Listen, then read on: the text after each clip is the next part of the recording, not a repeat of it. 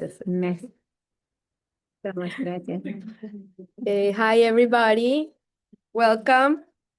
I see we have a big crowd today. The more the merrier. Baruch Hashem. So today's class is sponsored by Lynn Barthes for the protection and good masal of her son Jonathan Ben Esther. This is the lunch. I'm sorry, the lunch. And the class is sponsored by Anonymous for the Lilua Nishmat of Gabriel Ben Traki, that his neshama should have an aliyah. Okay, so I know that there's some of you that go to the other class of Tanya in French. Everybody speaks good English here? Okay, between the Colombian and the French, we're great. We'll get to understand each other. So in our class, last week, we were discussing the Neshama Elokit, the godly soul. And we've been talking that the Jew has not one soul, but two souls.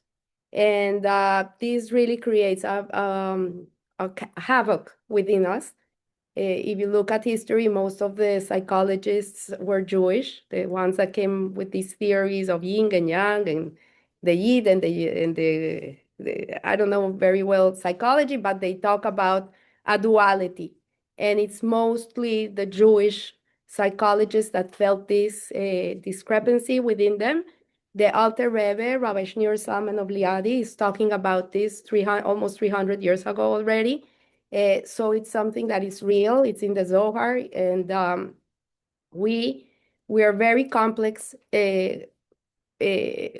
I don't want to say type of a creation. The Jew is not the regular. When the whole world is telling you you're different, you're different, you're different, the reality is you're different. Okay, so don't get offended by it. Take it as it is. It's the reality. So we were discussing the godly soul, that the Alter Rebbe says that it's mamish, a piece of Hashem within each one of you. So everybody has a spark of God inside. And that's why when it says to love your fellow as yourself, that we say, how can I love someone else like me? It is because that other person carries a spark too. And when you trace these sparks to the source, you're gonna see that all the sparks go to the same never-ending light, which is it's Hashem. So the Jew, as we were speaking last week, it's commanded in this world to be a light to the world. And what it means to be a light to the world is to be an expression of God within the world. So how do we radiate this light? When we learn Torah, when we do mitzvot, when we show, someone looks at a Jew and says, I can see a godly person. I can see they're not like the rest. I can see they live a little higher. And we're not the same. We're actually not the same. And we have to really, we're already in that part of the world, of the years of the world, 5,786, in which we're getting closer and closer and closer to the Geula, to the redemption. We're already living in messianic times. And right now, as we are, the world is really changing very fast. We see every day in the news changes, dramatic changes in the world, both in the technology aspect of the world, in medicine, in nations that were there for years and suddenly they're collapsing. And we're living in a time that we would maybe feel very uncertain, we're scared, there's a lot of change. But in reality, this, if you read about the prophets and these times of Mashiach, the birth pangs of Mashiach, this is what we are experiencing right now. So it's, and I see that Jews today are much more sensitive to their souls than they were before. They're all looking to be connected to the source. And even I have a person I know that she says she's an atheist, and she came for Shabbos to my house, and she says, I feel I'm not from this world. She's already feeling she's not like everybody else. She says, I feel I'm not from this world. I said, that's because you have an extra soul, and you're really not the same as the rest of the world. And I'm happy you're feeling that. So everybody's coming to feel these things. And the Alter Rebbe in this chapter that we're doing now, chapter 2, he's talking about this soul that is a special soul.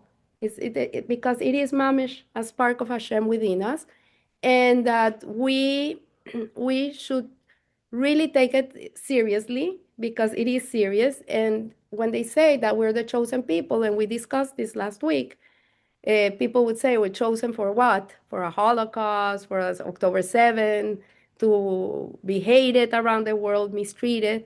Does it make us better than everybody else? What does it mean to be the chosen people? Like this week, we're reading Parashat Yitro. The chosen people are waiting for a Torah under a mountain.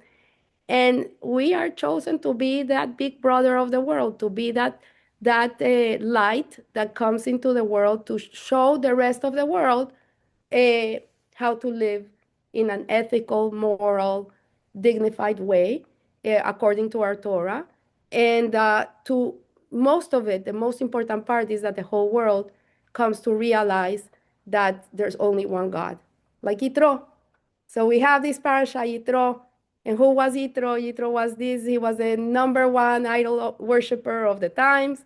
There was nobody that had tried every idol under the sun like Yitro. He knew every one of them. And eventually he came to realize this is all mambo jumbo. This is ridiculous. It's rubbish. The only reality, the only truth is Hashem.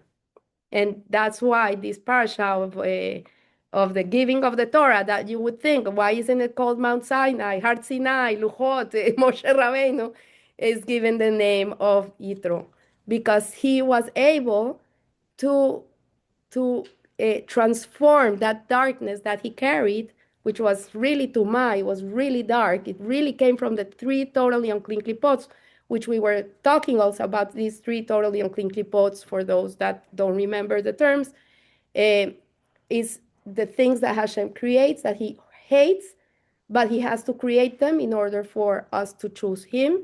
And these three totally unclean klipots are in the realm of things that can never be redeemed. For example, adultery, idol worship, and murder. These things are things that can never go right. And so the Alter Rebbe today, he says, anybody wants to read in the Hebrew, page 80? Anybody wants to help me?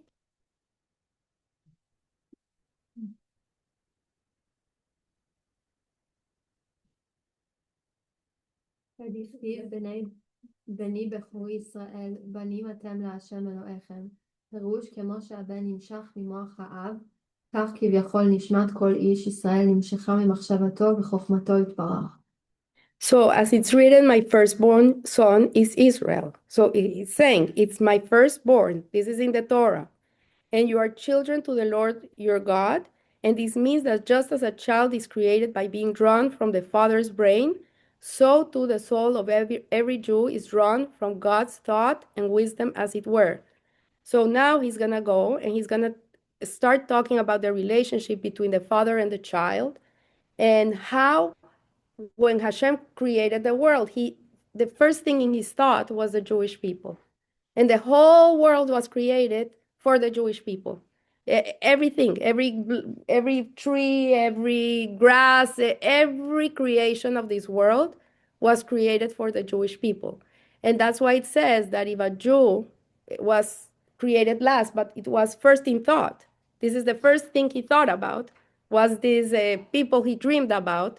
When a Jew behaves like a Jew, he was the first in thought. But when a Jew doesn't behave the way Hashem decrees for a Jew to behave, then he's the last in creation. He's even worthless, less than a mosquito, because at least a mosquito behaves like a mosquito. He's not being something he's not meant to be. The mosquito was made to be a mosquito, to go in your ear and go bzzz and drive you crazy. This is his job. But a Jew, when a Jew is not living up to what he's made to be, then he's worse than a mosquito, because he's not living up to be a Jew. He's living like an animal, not like what he's supposed to be. So here he's saying that the relationship between the father and the child serves as yet another metaphor or an analogy for the connection between the divine soul and God. And this imagery of the child being drawn from the father's mind comes from the ancient medical theory that assumed that the drop of the seed that the father contributes to the conceiving of a child originated in the father's mind as high, formless, almost spiritual primal matter. So the sperm that the women are born with their eggs. A baby girl comes with the amount of eggs she's gonna have for the rest of her life. She's not creating eggs.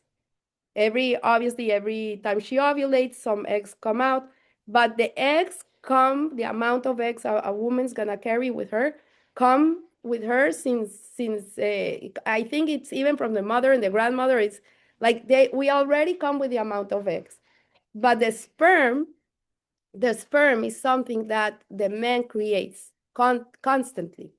And that's why you see men, they're in their 80s and they're having babies. Like, how can it be that a man in their 80s can have a child? Is because he's creating the sperm. So the sperm comes from the brain of the father, just as the Jew came from the brain of Hashem. If we can explain it, Hashem obviously doesn't have a brain. He doesn't have a form, but the Torah uses these types of terminologies. You're gonna see in the Torah when you read the Torah, and he extended his hand, and he saw, and he heard. It is so we can relate to Hashem, so we can make Hashem real for us, so we can relate to Him in our level. Because if we wouldn't have this imagery,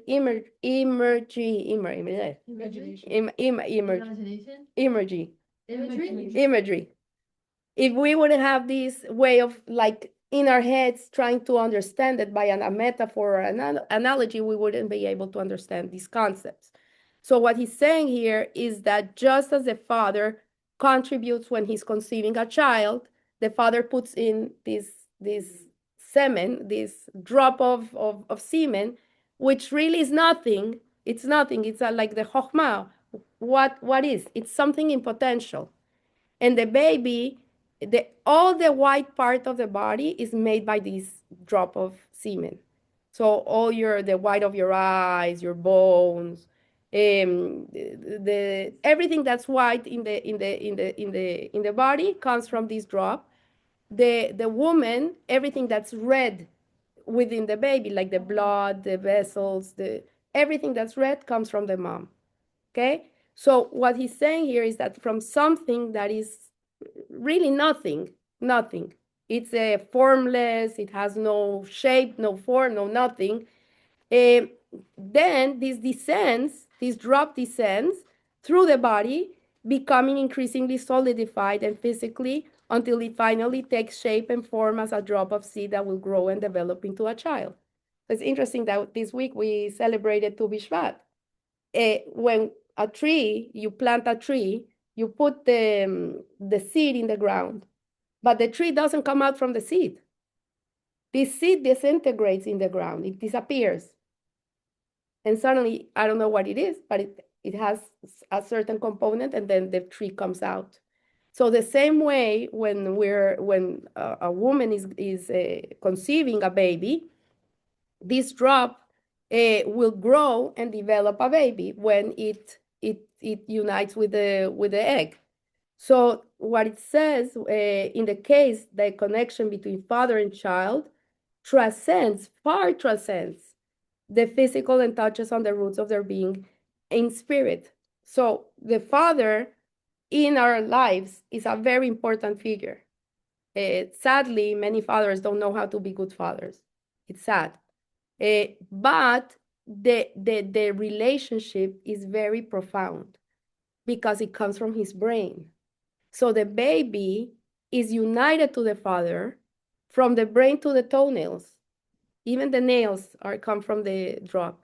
So we're united with our fathers from here to the toes, everywhere. A child is united with his father. So the father and the child are united at their essence, and only through the process of materialization does the child separate from the father to become an independent being. We're not I don't see that he's talking about this now, but we talked about garments of the soul, that the two souls have its garments, it's dressed to impress. So you have the godly soul has thought, speech, and action. The animal soul, the vitalizing soul, the vital soul, also has thought, speech, and action. So why is it so important for the women and the men to prepare for their intimate relationship in our Torah? It's because when the couple is being intimate and they're creating a baby, the thoughts of the father at that moment create the garments of the soul of the baby.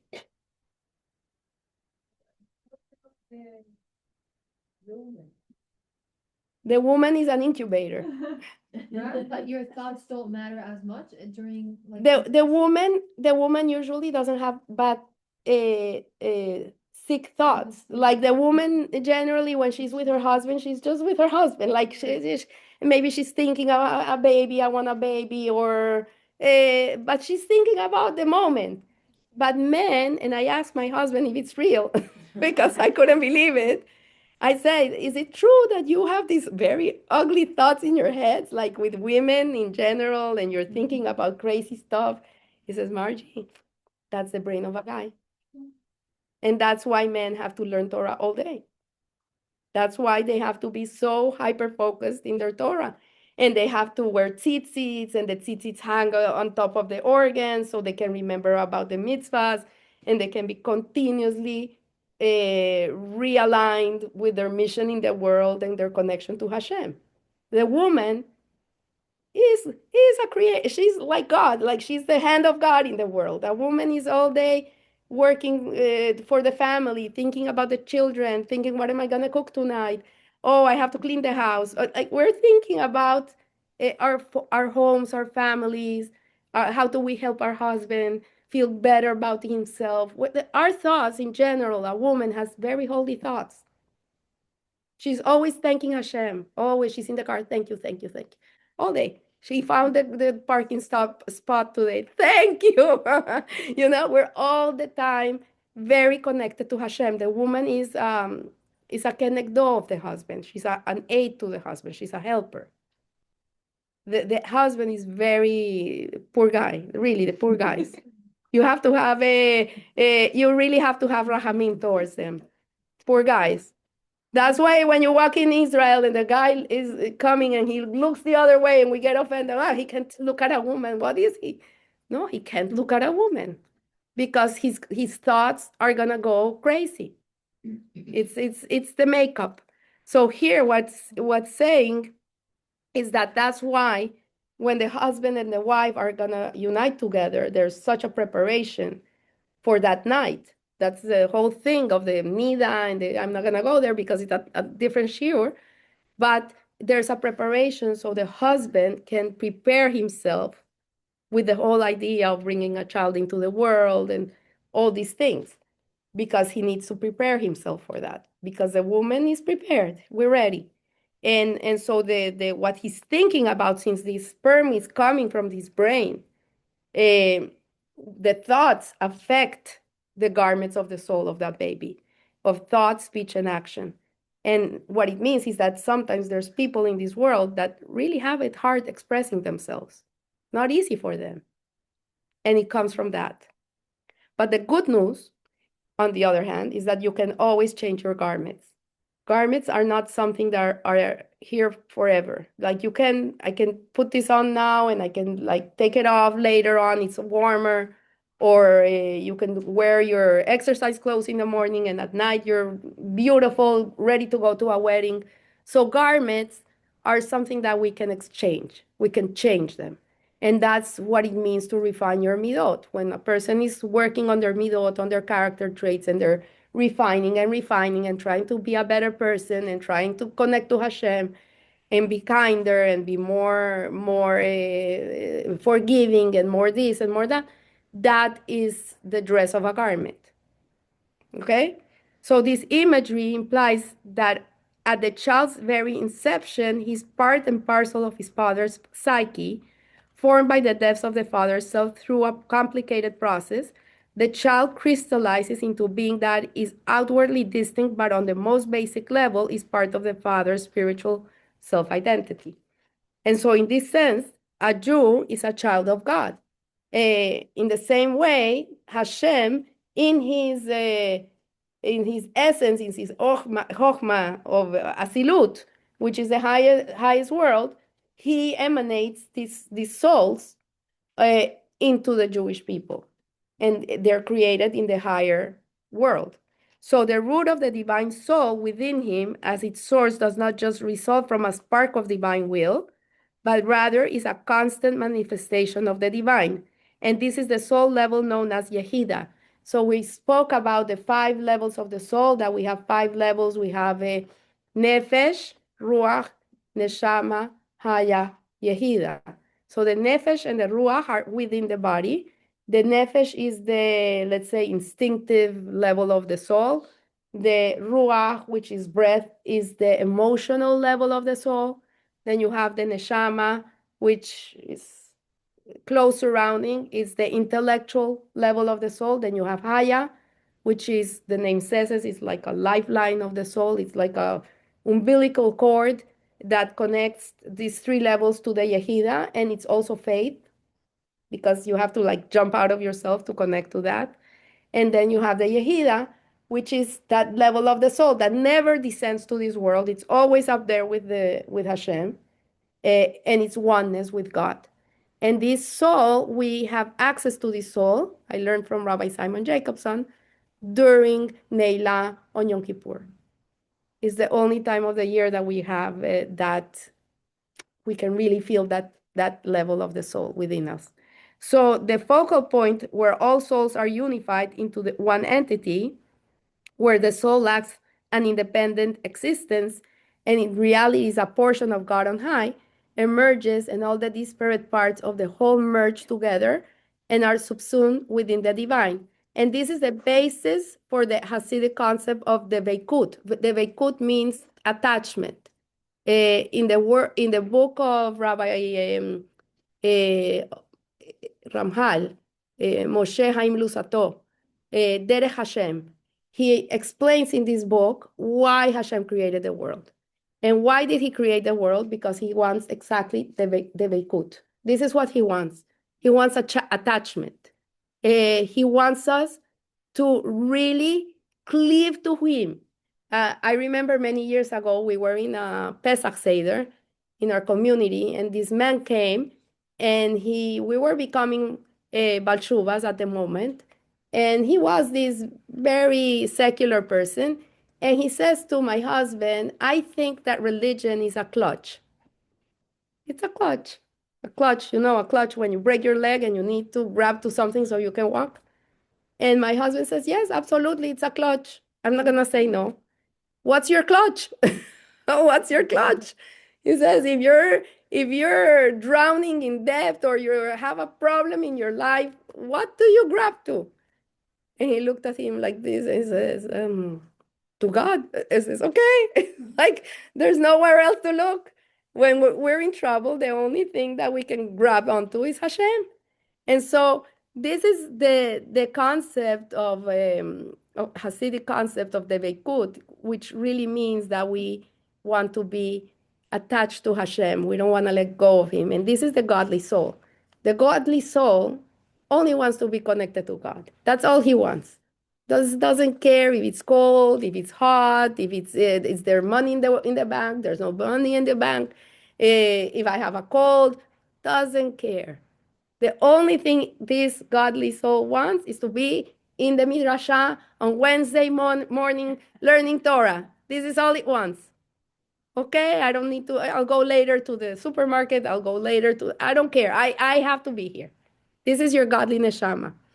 So it is the process by which a person reverts back through the stages of his own creation until he arrives at the point where he ceases to be an independent being. He then achieves that what the Zohar calls being drawn into the king's body, being subsumed into the essence of the king, like a child who actually returned to the state where he was literally a portion of his father's thoughts. So Rabbi Steinsveld here gives us a beautiful explanation of drawn from the mind of the Father. And he says that if one were to be described this process in modern day terms, one would describe how the pituitary gland desecrates hormones and instructs the reproductive glands to produce a certain number of sperm cells. The pituitary gland does not function automatically, but is activated by the senses and the power of the thought. So the moment that he gets excited, this pituitary gland starts working, which are engendered by the consciousness. There is a progressive chain of cause and effect between the initial kernel of consciousness that arises in the thoughts and its physical manifestation, where the totally immaterial translates into sensations and thoughts, activating physiological mechanisms in the brain. This sparks various bodily responses until the actual sperm cells are formed. The technical details of the process are, of course, more complex, involving many stages of transition and progression from one phase to another, but the idea is the same. So he says, according to a scientific lens as well, there is a connection between the father's mind and the sperm cell. So scientifically, it's proven what the Torah has been saying for so many years. So irrespective of one's preferred terminology, the relationship between father and son is one of unity as its source, and even when they become two separate beings as their root, they are essentially one. So yes, we are connected to our father, even if we never met him. The biological father and your essence are connected to the core. Who wants to read the 81? The who? דהירו חכים ולא בחוכמה ידיעה, אלא בחוכמתו אחד. For God is wise, yet not with known wisdom, but rather he and his wisdom are one. So it's not that Hashem has wisdom. It's not that Hashem is kind. It's not that Hashem is justice. Justice is Hashem. Kindness is Hashem. Wisdom is Hashem. You understand? Because he's oneness. He's all. Everything is one. So the soul of every Jew is drawn from God's wisdom, which is the Zohar describes as wisdom that is not known. We cannot understand his wisdom. The more we learn Torah, the more we can learn his wisdom. We can learn his wisdom. We can learn what he desires. This is the mitzvot that come from the Torah. So the Torah is his chokhmah, his wisdom. The mitzvot are his desire, his ratzon, his will. Okay? So when we learn Torah and we do mitzvot, we're attaching ourselves to his chokhmah and to his will, his ratzon. So in other words, we cannot understand or even relate to his wisdom. Sometimes there's things that we will never understand. When Moshe Rabbeinu was up getting the luchot, he said to Hashem, show me your face. And Hashem says, I cannot show you my face because nobody can see my face and live, but I can show you my back. So sometimes they say, like, you will understand something that happened in your life in hindsight. Something happened and years go by, and then suddenly you can look back and you say, oh, I understand. If I would have gone through this, I would have never been able to do this in my life. I met this wonderful person through this. I became a better person through this. So this is hindsight. But he cannot tell you, look, Margie, I'm going to put you through a test because of this and this and this and this and this. And you have to just go through the test. It doesn't happen that way. It does, like I say, in school, the difference between school and life is that in school, they give you a lesson and then they test you, right? In life, they test you and then you learn the lesson. It's the other way around. So in other words, we cannot understand or even relate to his wisdom. That's why when things happen in the world and they ask, but why is there so much hunger in the world? Why there was a Holocaust? Why there was October? I have no idea. Like, talk to the boss. His rationale is not our rationale. We're such limited people. We only see what we see. We see life in pictures. We don't see the whole movie. We go by picture, right? And we don't see the whole thing. And actually he created the world in this way so we can be human. Imagine if someone is going through a hard time and the friend understands why that person is going through a hard time. Oh, because you did this when you were 15 years old and you come from this reincarnation. So now you have to live this thing. Now you have to get through this and you're cleansing, you're cleansing, you're cleansing. And you go to the friend, don't worry, you're cleaning, you're cleaning. You can do it. God doesn't want this. This is not a human. We're not AIs. We're supposed to go to the friend and be with them and cry with them and snuggle with them and tell them we're here and that we love them. We'll get through this together. We'll do it. This is what he desires. So that's why we don't have the information. They just dropped us here. He gave us a Torah. Here you have, here. There's a guideline here. Learn from this. This is going to take you to a good place. And this is what I want you to be busy with in life. Attached to me. But why? Who knows? So it's irrelevant. That's not what matters. So in other words, we cannot understand or even relate to his wisdom. And man's wisdom, understanding, and consciousness are essentially additional and in a sense outside him. So Hashem, in a certain sense, there's nothing but God. There's nothing but God. In his perspective, there's nothing else. Everything is him. In our perspective, we exist. Each person here is individual, has a different name, is dressed in different colors, likes different types of food. We come from different places. Some people speak French, others Spanish. So all of us, Baruch Hashem, can communicate in English. But every person has an identity. But in the higher realm, we're all one thing. So from that perspective, in man's perspective, man generally knows that which is external and separate from him. So his knowledge is distinct from him. And certainly he connects with what he knows.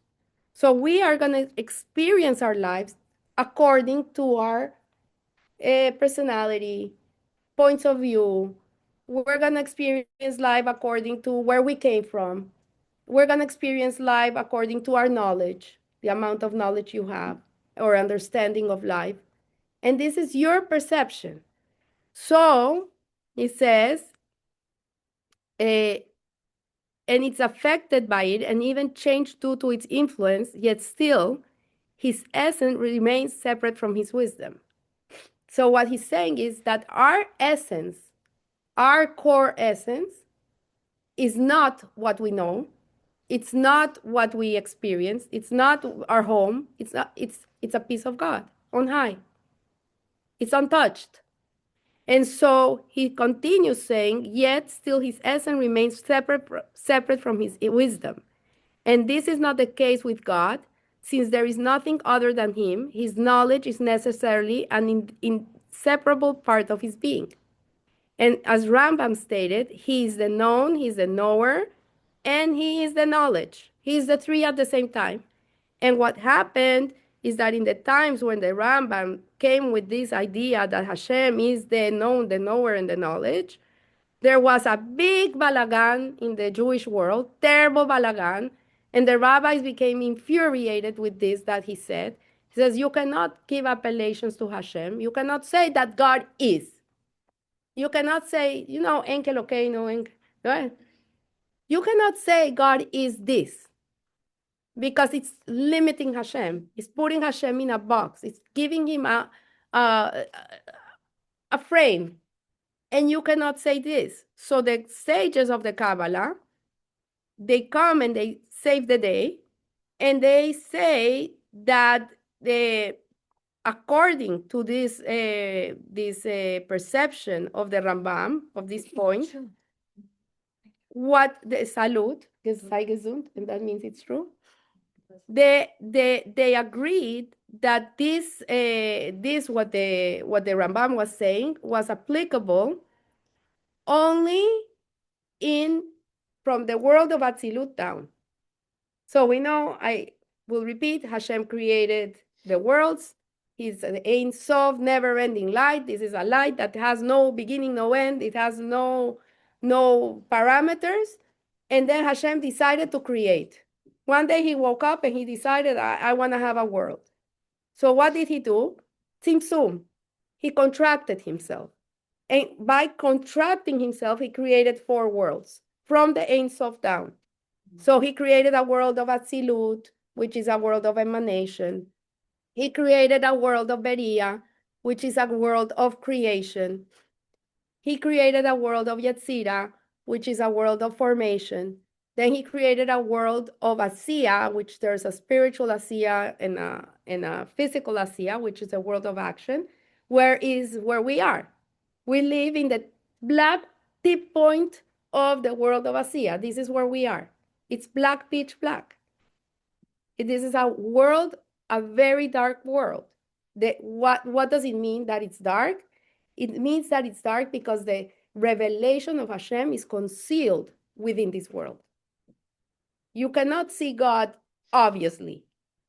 So the higher you go up, the more it's revealed? Correct. So imagine this, I learned from Rabbi Yaffe, Shlomo Yaffe. He's a huge Kabbalist, and he explained it to me, like imagine there's a cone, right? There's a cone, and on top of the cone, you have this never-ending light, which is throwing light, emanating light. It never ends. And then the light starts going within the cone. And every time it goes inside the cone, it starts contracting and becoming, every world has a less amount of divine light. It's less. So the less light, the more creation. There's no light in Alasia? There's nothing here. Wow. But when we had the Dash, we had a little more or what? Let me explain. This is according to the way he created the world. So the less light, the more creation you're going to experience. Okay, there's mountains, there's... Give us an example. You go out into the street and you're going to see the birds and you're going to see the trees and the buildings and mountains. All this creation that we have is possible because the light of Hashem is concealed. It doesn't mean there's no light of God, but it's concealed. It's like here, you're putting this shade, so the sun is not gonna come inside the room, right? So we don't see the sunlight inside of the room because we have a shade. But the minute you pull it up, voila, the sun is shining everywhere. So it's like a Shabbat lamp. You know the Shabbat lamp? Okay, the Shabbat lamp, you turn it on before Shabbos. There's a light bulb inside, it's on. You're gonna go to sleep and you cover it with the cover. Is that light bulb on or off? It's on. It's on all night. But the minute you take off the shade, there's the light. So this is this world. This is this world. And so every time you do a mitzvah, what you're doing is you're peeling you're taking off the shade. What you're saying, here, Hashem is here. You know, like the kids, they sing, Hashem is here, Hashem is there, Hashem. My grandson yesterday tells my daughter, he's a 4-year-old boy, Mommy, he sees that she drank water. Did you do a braha? So she says, yes, Asi, I did a braha. I didn't hear you. Show me your braha. 4-year-old kid. So she says the braha, obviously not with Hashem's name. And he says, oh, Mommy, I love Hashem. He says, do you love Hashem? And she says, I love Hashem. And she said, oh, that's amazing. Daddy loves Hashem. The little baby loves Hashem. The nanny loves Hashem. The whole house loves Hashem. And then he sees this Shabbat Shalom thing that my mother sent her with full of hearts. And he says, what is that? He said, oh, no, your great-grandmother sent this for Shabbos. He said, oh, she also loves Hashem. Look at all the hearts. So this is the more godly conscience we have, the more revelation we have, the less darkness we have. So to your answer about the times of the temples, that was it, that there was more revelation of God. So there was more Torah, there was more kashrut, there was more everything. More you have, the offerings, everything that happened in that place brought to the world more revelation of Hashem. So it's not that he's not here, he is the same amount of God that there's in the world of Atzilut, there's here. It's just that the revelation is less. So the beauty is, and that's what happens in this world that cannot happen in any other world. This is the advantage we have, is that in this world that we live in, every time a Jew learns Torah, does a blessing, does a mitzvah, what he's doing is he's bringing that revelation of Hashem into the world, that revelation, that light that is being created, that we cannot see because we have human eyes, goes out of that cone into the outside, and it goes up and it absorbs itself again in the never-ending light. So every time you're doing something that reveals Hashem, this is what's happening in the spiritual realm. It's huge. It's huge. And I say to people, you think that the blessings come from heaven. They don't come from heaven. They come from you. They come from you. You create the light that goes up, that's going to come down to you. Okay? So you want to read the Kemo 83? I think we're done, no? Yeah, we'll finish here.